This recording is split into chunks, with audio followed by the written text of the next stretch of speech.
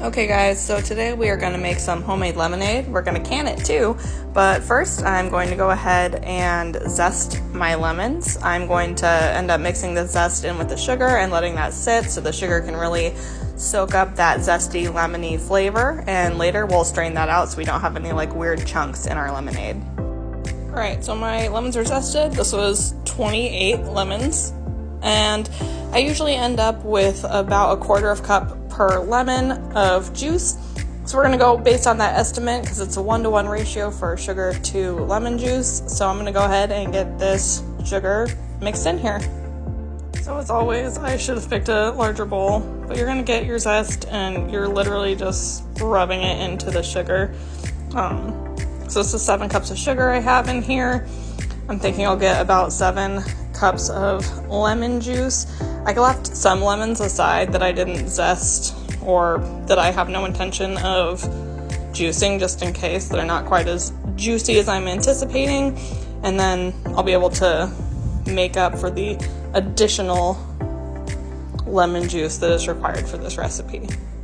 Okay, it's fully combined, and you legitimately were just like pinching and squeezing it into the sugar, but I wish you guys could smell how awesome this smells. Now we're gonna move over and I'm gonna juice all these lemons and we'll see how much lemon juice we end up with. You guys can juice your lemons however you want. I use this guy, this KitchenAid, so the lemon juice will fall into here. This is what traps all the stuff you don't want getting into your juice, so like the extra pulp and the seeds. You just push that down, and it's kind of designed to use against the counter so you don't have to have great grip strength. So you can see I got my lemon in here. You legitimately just need to push against the counter and you got your lemon juice. I ended up with only 5 cups of lemon juice, which is not a big deal. Your lemon to sugar ratio is really going to end up being more based on flavor, but you really need to know how much lemon juice you have, because if you're going to can it like I plan to, your jars need to have a certain amount of acidity so as not to have everything go horribly awry and get yourself sick. Before you make anything on your own and can it, like, look up canning recipes. Don't just trust what I have to say about it.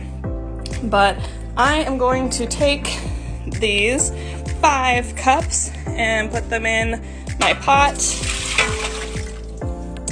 I'm gonna also add in 5 cups of this delicious sugar, and this is the point where you need to decide if you're going to be making concentrate or straight up lemonade. So if you're making concentrate, this is all you need, your lemon and your sugar, and you're gonna cook this down so that it gets all combined, and then you can just cool that and can it as it is. If you're, however, going to be making lemonade like I am, because I'm going to keep some in the fridge, as well as go ahead and can some, you're going to want to add 6 cups of water to every 1 cup of lemon juice. So I added 3 cups of water to every 1 cup of lemon juice because I like really strong lemonade. I can always add more water, I can't take it away. So this is just what we're starting with, and we're getting it all combined. While that is going, I am heating up water in my water bath. So this container is not actually going to be tall enough for the jar I plan to can with, but my regular pot should be, so I'm just heating water up here to save myself time later, and I'll pour it over into the other one after I've gotten my cans or jars filled. So while heating up and combining this, at most you want to get it to a simmer, not really any more than that. You're just kind of trying to get it all combined, get the sugar melted in, and then you can start sampling it and seeing how you feel about the flavor, see if you want to add more sugar, see if you want to add more lemon, or you can start like me with a lower concentration of water, and you might want to add more water if it's too strong or concentrated for your palate. So this is what I have going here to kind of get my lemonade into the jar I plan on using.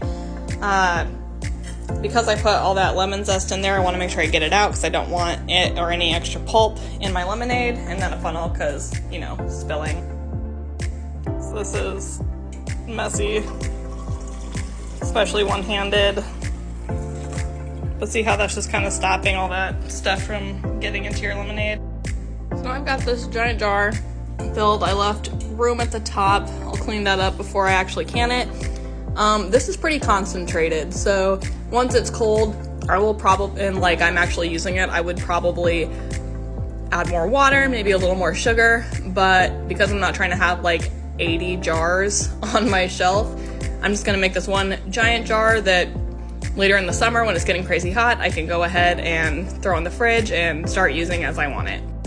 So I've ended up with 2 pretty large jars of lemonade and this bowl that I'm gonna end up putting in the fridge to enjoy like throughout the week. This I'm just leaving out to cool a bit more because it's pretty hot and I don't want to put that straight in the fridge and have it shatter whatever I put it in. These, like anything, you know, just finger tight. The water is heating up. You leave space at the top, leave an inch, and I'm gonna end up water bath canning these for about 15 minutes, maybe a little longer, but definitely no less. So I've got my lemonade all canned up, they've sealed, they're ready to go on the shelf. Let me know if you have any questions.